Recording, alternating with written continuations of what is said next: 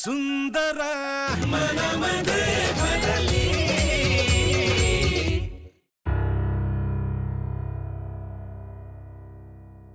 येऊ का?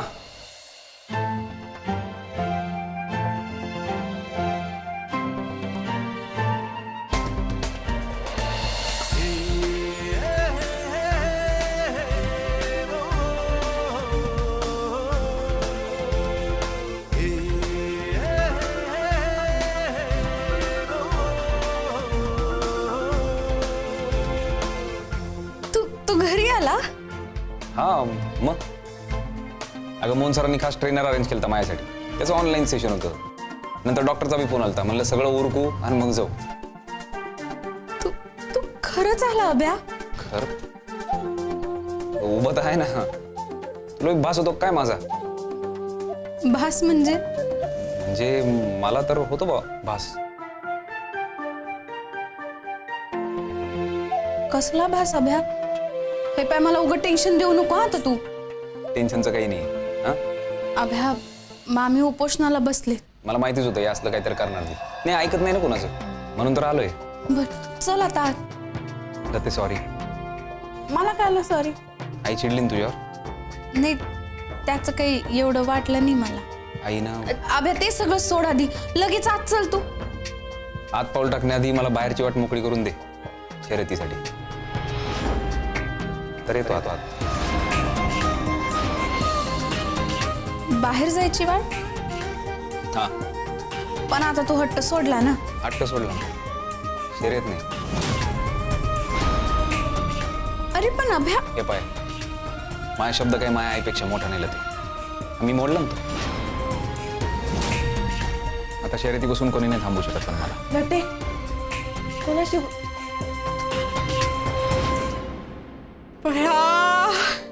भाऊजी तुम्ही आले का एकदाचे?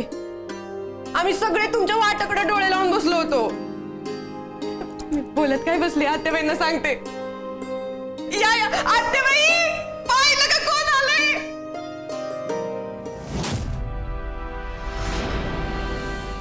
अहो कोण आले पहा तरी. आत्याबाई दत्त महाराज पावले. तुमचं गाणं ऐकलं त्यांनी. हेमा काय झालं सांगशील का आधी? चला ना बघत कोण आलंय. मन पागळलं हो शेवटी आई समोर. भाऊजींनी सोडला त्यांचा बाणा आणि आलेत आई समोर नाक घासत.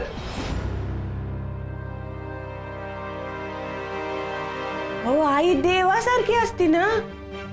मग आई समोर नाक घासलं तर काय बिघडतं एवढं अशा अर्थाने म्हणलं मी. चला ना आत्याबाई मी खरं सांगते भाऊजी आलेत.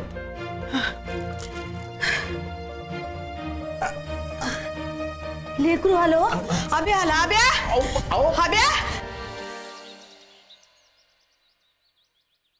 रिपीट. अरे बाप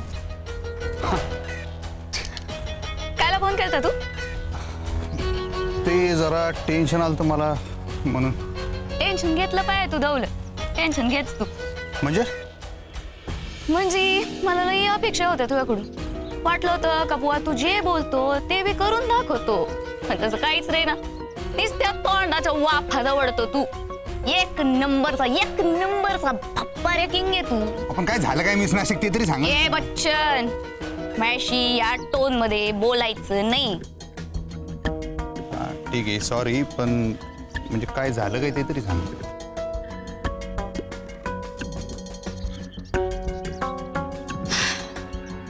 अबे परत आलाय.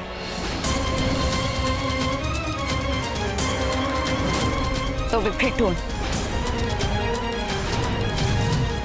अभ्या तू आधी आत चल प्लीज. अहो तू प्रॉमिस कर आधी. अरे अभ्या पण तुझ्या सपोर्ट शिवाय नाही काही करू शकत मीला ते. आता सपोर्ट तू. हे पाय तुला काय वाटत मी एकदा घरात आलो की आई मला शर्यतीसाठी बाहेर जाऊ देणार आहे का? जाऊच दिलं नसतं. नाहीच ना. म्हणून तर म्हणतोय मला घरातनं बाहेर काढायची जबाबदारी तुझी. तू हा म्हणली नाही तर उमरा ओलांडणार नाही आम्ही. आधीच सांगतो. आता फालतूपणा बंद कर आणि मुकाट्यानं आत चल. हा म्हण मग तू. पण अभ्या पण कायला हा म्हण. हा हा पण काय का आता पण कायला हा बोलली ना. नाही नाही हा का नाही. हा माझी इच्छा आहे. नाही, कारण मी तुझी मदत करू शकणार की नाही मला नाही माहित. असं कायला बोल राहिले? अभ्या,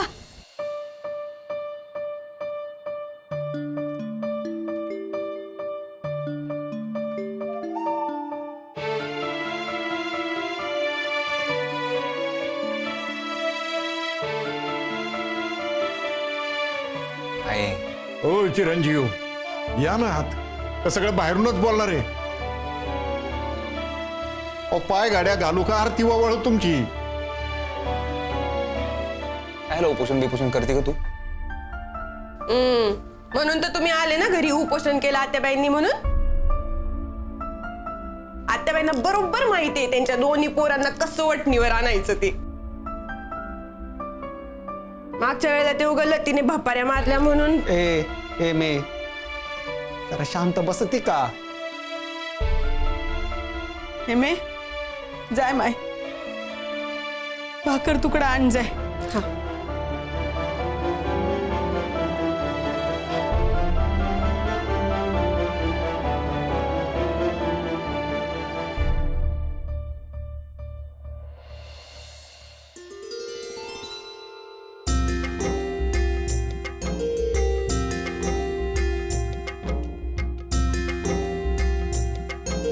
ये लेकरा ये. येऊ ना ते? तिला काय विचारताय? ती काय नाही म्हणणार आहे होय? नाही तसं नाही, पण हा म्हणू दे ना तिला. अभ्या ये. लते हा म्हणतो आधी.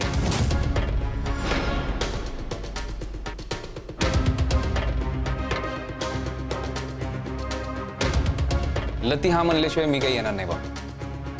अगं म्हण ना ग माय लते, म्हण हा म्हण.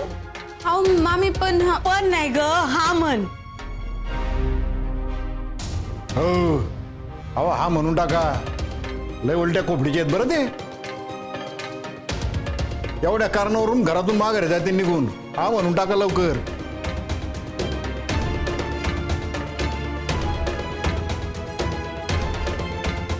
हा.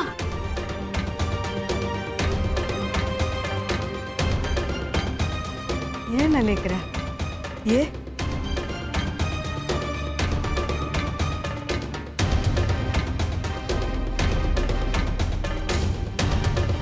बसा.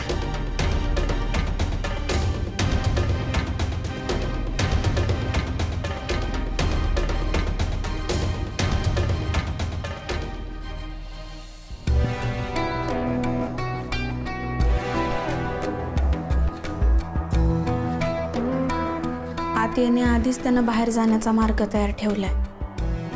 आता जर मी याला परत मदत केली ना तर मामी मला आयुष्यभर माफ करणार नाही. अबे परत आला? त्या डोक्यावरती मिरे वाटायला आणि शर्यतीची ढाल जिंकून घरी न्यायला. मला खरंच वाटलं होतं का बुवा तू डोकं वापरून सुमडीत अभ्याला गायब केलं असेल म्हणून. मी तर लई इम्प्रेस झालते. पण कसलं काय, तू अजिबात स्मार्ट नाही दौलत. तुझी ना ही लायकीच नाही. तुम्ही लायकी काला काढता बरं मिस नाशिक? मग काय करणार, ती 1.5 दमडीची बाई ती 10 वेळेला तुला टशन देऊन जाती आणि तू काय करतो रे? हा, काहीच नाही. तू तुझ्या जिंदगानी नाही मिस नाशिक, आहे बघा कसं आहे, आता काही रिकाम काम करायला नाही जमणार आम्हाला. म्हणजे राडीबिडी करणं आत्ता नाही शक्य होणार आम्हाला. जमणार नाही म्हणजे? असं केलं तर शर्यतीतून डिस्क्वालिफाय होऊन जाऊ आम्ही डायरेक्ट. अरे नाही नाही, तू डिस्क्वालिफाय नको हो, तू डिस्क्वालिफाय कर. कोणला? कुणला काय? अभ्याला. कसं काय? त्या डोलीने तुझी तक्रार केली की नाही तुझं अभ्याला गायब केलं म्हणून? हा. आता तू त्या डोलीची तक्रार कर. का बुवा काय बी पुरावं नसताना तुझ्यावर संशय घेतला म्हणून आयोजकांकडे तिची तक्रार कर आणि आबरू नुकसानीचा दावा ठोक.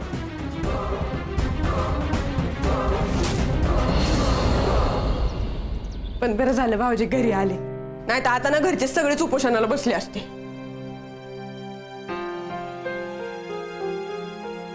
मी जर उपोषण सोडावं असं वाटत असेल तर माझ्या 3 अटी तुला मान्य कराव्या लागतील.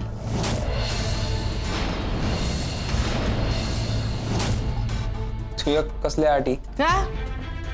माझी अट असू शकत नाही होय. अटी काय फक्त तूच घालायची असं कुठे सांगितलं व्हय? आहे नको ना रागू, सॉरी. सोड आधी, हात सोड. लाडी गुडी लावायची नाही आब्या. तू आता असं बोलू राहिली तर काय फायदा आहे मग? माझा फायदा आहे त्याच्यामध्ये.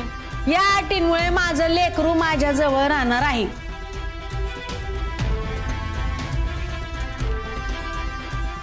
आलोय ना मग आता, आहे ना जवळ तुझ्यात. तेवढं पुरं नाहीये माझ्यासाठी. आहे बोलूया का नंतर? नंतर नाही, आत्ता. अगं पण आता जर तुला माझ्या अटी मान्य असतील तरच माझ्या पोटात अन्न पाणी जाईल.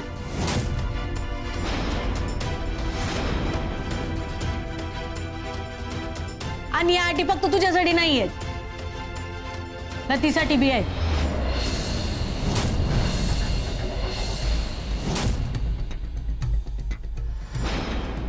ये आशू पुढे माय. आहे काय लाटीबिटी घालू राहिली तू? चल ना जेवण खान करू, नंतर बोलू ना. काही येडीबिडी वाटली का काय मी तुला?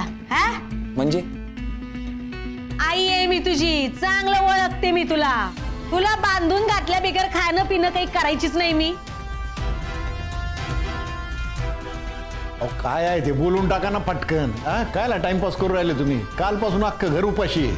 अहो थांबा ना जरा, मला बोलू द्या की. त्याच्याशिवाय काही व्हायचं नाही बरं.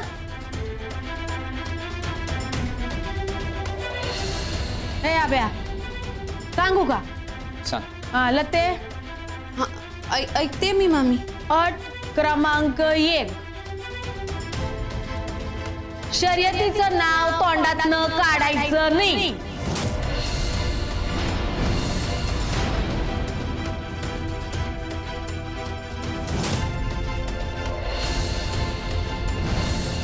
अट क्रमांक 2, गपचूप संसाराला लागायचं.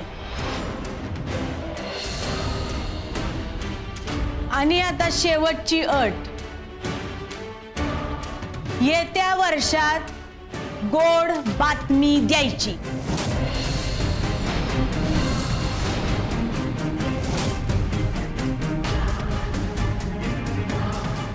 आणि ही अट तुम्हा दोघांसाठी बी लागू आहे बरं का. इकडे तिकडे बघू नको रे आशू.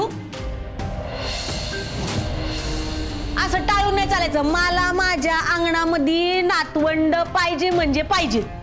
पोरगा असू दे, पोरगी असू दे, कोणी बी असू दे. लेकरं बाळांनी माझं घर गोकुळ झालं पाहिजे.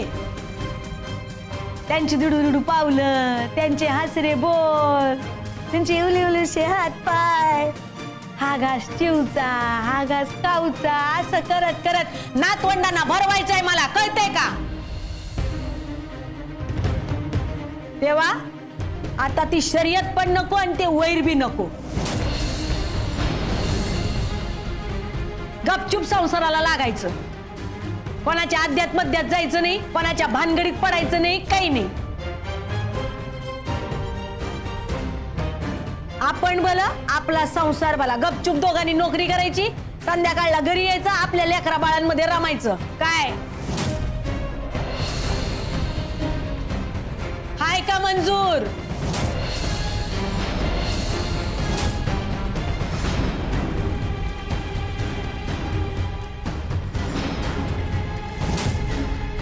नाही ना मिस नाशिक, डाडी कुलनी आम्हाला शांत राहायला सांगेले.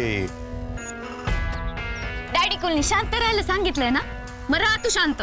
तूच म्हणला होतास ना दौलत, का बुवा एकदा का तू शर्यत जिंकलास की आब्याच्या हातात बांगड्या घालून आणि त्या ढोलीच्या गळ्यामध्ये चपलीचा हार घालून गावभर मिरवणूक काढशील. त्याचं काय झालं?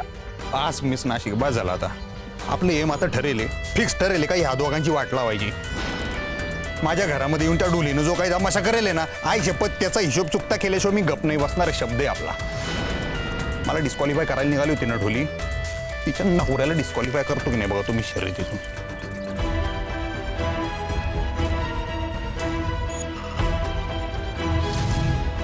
आता कसं आग दोनों भी तरफ बराबर लगी आहे. अभ्या आणि ढोली तुम्ही 5, आम्ही दोघं बी मिळून कसं भडका उडवतो ते. विचार करा आणि मला सांगा. तुम्हाला जर मान्य नसेल तर माझी काही हरकत नाही. आहे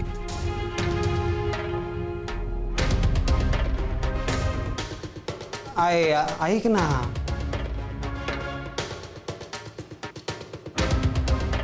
अहो अन्नावर नका ना राग काढू. मी कोणावरच राग काढत नाहीये, पण मी जी एकदा चूक केली ती मला पुन्यांदा करायची नाही.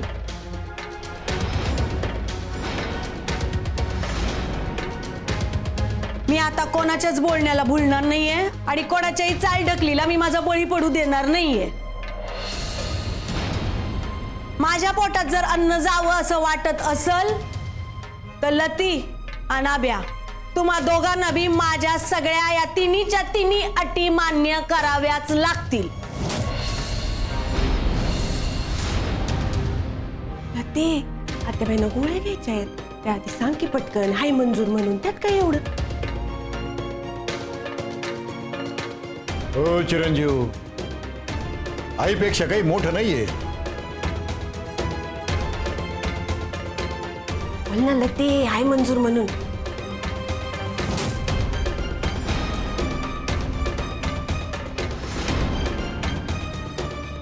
हे मंजूर कसं करायचं? शर्यत अभ्यास सोडणार नाही आणि शर्यत झाली की आमच्या लग्नाला काही अर्थ उरणार नाही.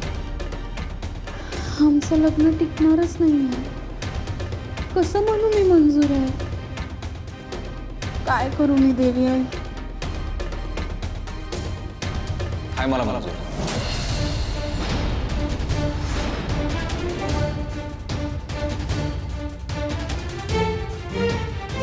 झाला तर समाधान? खाणार आहे का नाही आता तरी?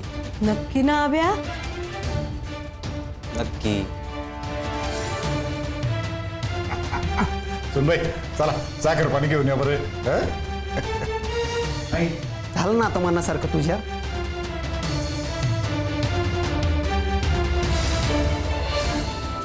आशू इकडे इकडे पहिला चट दिशी.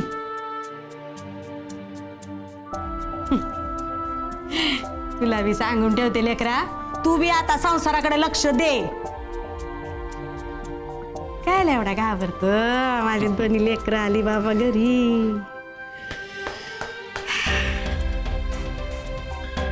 लगे घाबरतो का?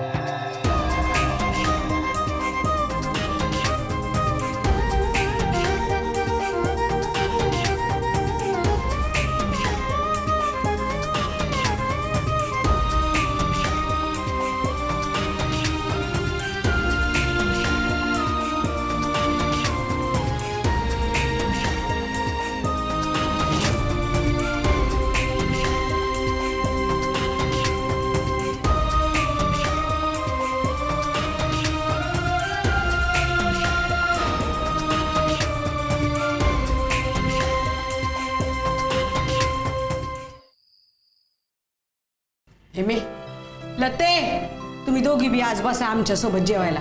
अगं बाया, नाही नको, तुम्ही करा की सगळेजण सुरुवात. आम्ही बसतो. लते, आम्ही बसतो दोघी जणी.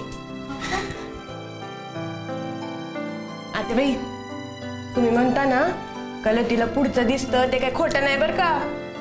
म्हणजे अहो तिला आधीच माहित होतं तुमचं उपोषण आज सुटणार आहे, भाऊजी घरी येणार आहे. ते बघा ना, आधीच जास्तीचा स्वयंपाक करून ठेवला तिनं. पण बरं झालं आपण सगळे बसलो का नाही जेवायला किती दिवसांनी एकत्र. हा नाही नाही, पण तुझं तोंड बंद करते का म्हणजे आमचं तोंड चालवायला? आधीच पोटात आग पडली. मग खाऊन घ्यायचं होतं ना, कोणी सांगितलं झेपत नाही तर थांबायला. हे आईला जशी साखर भरवली तसं तिला घास भरव. ती बी जेवली नाही अजून. तू बी जेवली नाही? नाही ते नवरा गायब असताना तिच्या घशाखाली घास उतरल का? आयलं ते तू उलट सगळ्यांना खाऊ घालायला पाहिजे होतं ना. ए बाबा आता बडबड बंद कर आणि भरव तिला लवकर. चल. आहो तुम्ही बी भरवा की मग मला. मी बी कवाची उपाशी आहे माहितीये का. तुम्हाला तर बायकोची काळजीच नाही बाई. तू पण उपाशी हा मग शक्य आहे का? हाय का आता म्हणजे मी राहू शकत नाही का. तुम्ही लतीला विचारा मला भूक लागली आणि मी सारखी सारखी पाणी पित होते का नाही पाणी. अरे हो जेवणाच्या ताटावर कायला बांधून राहिले तुम्ही. बरं एक काम करा चला, ज्याने त्याने आपापल्या बायकोला एक एक घास भरवा. हा काय उगा काय बी बोलू लागले तुम्ही. लहान मुलासारखं वागायला लागले तुम्ही. तर जेव्हा तुमचं तुम्ही मुकाट. नाही हो असं कसं. एक तर काल धरून तुम्ही काही खाल्लेलं नाही विशेष माहिती आहे का. हा तुमच्यासाठी एवढं तर करूच शकतो ना मी.